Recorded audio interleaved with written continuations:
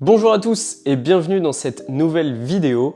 Je suis Nathan Toiti, kiné du sport, et aujourd'hui nous allons explorer un sujet commun à tous les amateurs de sport, les courbatures. Nous allons découvrir ce qui cause les courbatures, comment les prévenir et comment les gérer.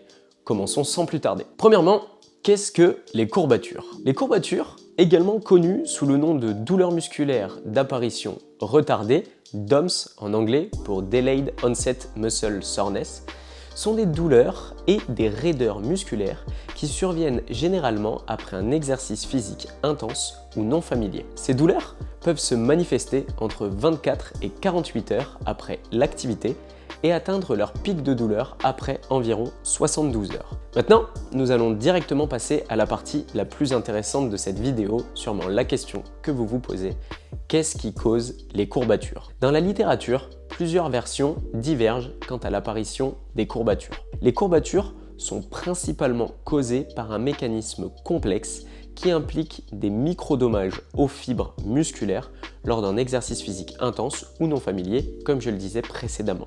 Je vais vous parler de deux théories. La théorie classique et celle impliquant les fuseaux neuromusculaires. Voici comment les courbatures se produisent pour la théorie dite classique. Premièrement, lorsque vous vous engagez dans un exercice physique intense ou inhabituel, vous sollicitez vos muscles au-delà de ce à quoi ils sont habitués. Cela entraîne de minuscules déchirures dans les fibres musculaires. En réponse à ces micro-lésions, votre corps déclenche une réaction inflammatoire. Sans entrer dans les détails, les cellules immunitaires et les médiateurs inflammatoires affluent vers les zones endommagées, provoquant un très léger gonflement et une augmentation de la température locale.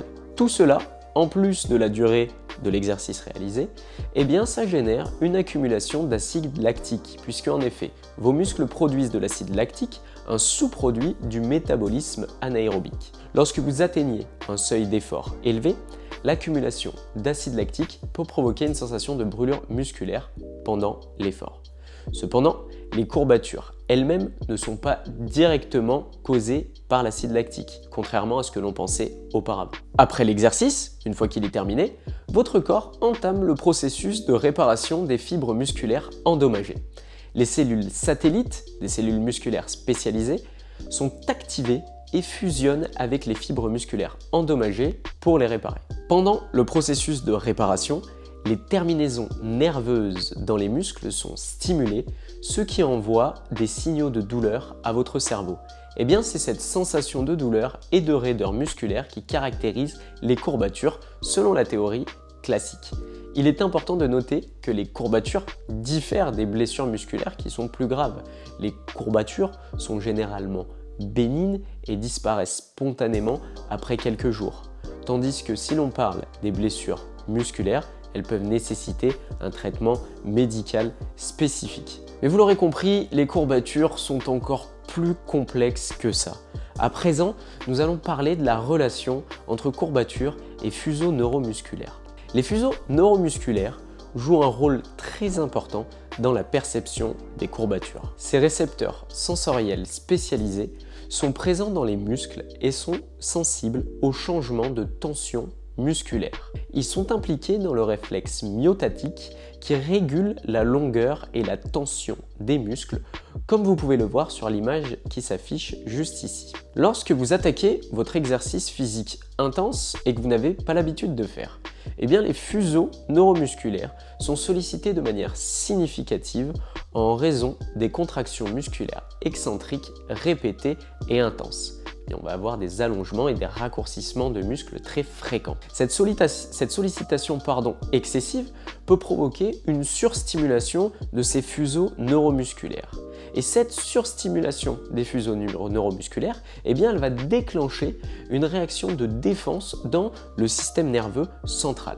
En réponse à cette stimulation excessive, le système nerveux central réduit la capacité du muscle à se contracter davantage, limitant ainsi l'amplitude des mouvements et prévenant une sollicitation musculaire excessive. Cette réaction protectrice du système nerveux central peut contribuer aux sensations de douleur et de raideur musculaire associées aux courbatures. Les fuseaux neuromusculaires signale au cerveau que le muscle est fatigué et nécessite une période de récupération pour éviter une surutilisation ou des blessures. Il convient de noter que les courbatures sont distinctes des sensations musculaires normales de fatigue musculaire ressentie pendant et immédiatement après un exercice intense. Les courbatures apparaissent généralement plusieurs heures après l'exercice et peuvent persister pendant quelques jours, comme je le disais précédemment. En résumé, s'il fallait retenir quelque chose quant à ces fuseaux neuromusculaires, eh bien ils sont impliqués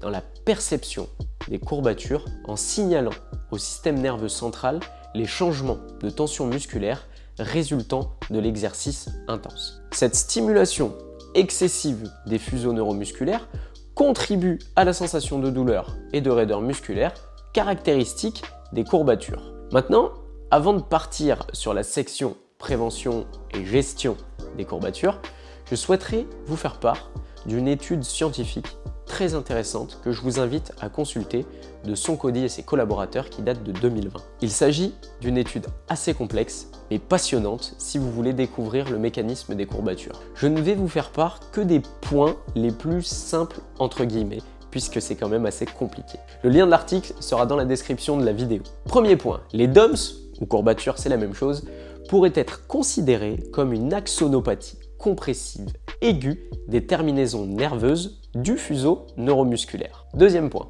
la cause des DOMS pourrait être la superposition répétitive de compression sous la demande cognitive et une agression métabolique qui en résulte. Pas de panique. Dans le sport, la réalisation d'un geste est une combinaison entre deux éléments. Des éléments cognitifs, au niveau nerveux, et musculaires au niveau des muscles, entraînant ces forces de compression. Point numéro 3. Les DOMS pourraient être initiés à partir du fuseau neuromusculaire, comme expliqué précédemment. Celui-là, ça devrait aller. Point 4. La cavité liquidienne dans laquelle se trouve le fuseau neuromusculaire pourrait jouer un rôle fonctionnel important dans les DOMS. En effet, elle peut venir comprimer le fuseau neuromusculaire lorsque celui-ci est tendu par un jeu de pression. Point numéro 5. L'activité du système nerveux sympathique induite par un exercice excentrique, inhabituel ou intense pourrait être un facteur sous-jacent essentiel dans l'initiation du processus d'apparition des DOMS. On rebondit sur le point 6 avec ce processus d'apparition des DOMS qui pourrait en fait être initié très tôt. Mais dans un premier temps, il serait inhibé par l'activité du système nerveux central qui attendrait de confirmer, d'avoir une sorte de confirmation que l'exercice réalisé est intense et est inhabituel. Point 7. Il pourrait y avoir ce qu'on appelle une diaphonie, un défaut de transmission d'un signal dans le corps au niveau de certaines molécules impliquées dans les voies de la douleur. Point numéro 8. Les DOMS pourraient être une fonction de sécurité dans les contractions excentriques répétitives car ce phénomène se résout lorsque la microlésion des terminaisons nerveuses sensorielles et des motoneurones afférents du fuseau neuromusculaire sont régénérés. Et dernier point, enfin, il est possible que les DOMS jouent un rôle important dans l'ontogénèse, qui correspond au développement du corps au fil des années, en déclenchant la croissance musculaire et en adaptant le système nerveux pendant le processus de croissance. Vous l'aurez compris, avec ces 9 points que je viens d'énoncer, l'étude est vraiment intéressante mais elle est très complexe puisque le mécanisme des courbatures qui peut paraître très simple dans la perception des sensations est en réalité extrêmement compliqué au niveau physiologique. Après ce passage complexe, on va revenir à quelque chose de plus simple et maintenant que nous comprenons mieux ce qui cause les courbatures, eh bien on va voir comment on peut s'en prévenir et comment les gérer. Voici quelques conseils pour réduire l'intensité et la durée des courbatures. Premièrement, échauffez-vous correctement avant de commencer votre exercice. Cela aide à préparer vos muscles et à réduire les risques de micro-lésions. Privilégiez plutôt les étirements dynamiques que les étirements statiques. Augmentez progressivement l'intensité de vos entraînements. Ne surchargez pas vos muscles d'un coup, mais augmentez l'intensité et le volume de manière progressive. Très important, hydratez-vous de manière adéquate avant, pendant et après l'exercice. Une bonne hydratation et une bonne nutrition aussi favorisent la récupération musculaire. Si malgré toutes ces précautions, vous vous retrouvez avec des courbatures, ce qui est tout à fait normal puisqu'il est très difficile de s'en prévenir, voici quelques conseils que vous pouvez utiliser pour les gérer de manière efficace. Bien évidemment, cela est propre à chacun, il faut connaître son corps. Premièrement, le repos, donnez à vos muscles le temps de récupérer. Le repos est essentiel pour permettre la synthèse protéique et aux muscles de se reconstruire et de se renforcer. Les bains froids, bains chauds ou thérapie par contraste, 1 minute dans le bain froid, 1 minute dans le bain chaud, peuvent être des options intéressantes pour réduire les sensations de courbature. Malheureusement, ça nécessite du matériel. Pratiquer des massages légers, cela peut aider. Un massage doux peut détendre et améliorer la sensation de fatigue musculaire. On voit beaucoup de sportifs qui se font masser dans le but de réduire les courbatures. Ce n'est pas un hasard. Voilà, nous avons exploré les courbatures depuis leur cause jusqu'à la façon de les prévenir et de les gérer. N'hésitez pas à commenter cette vidéo, à liker et je vous dis à la prochaine pour une nouvelle vidéo. Salut!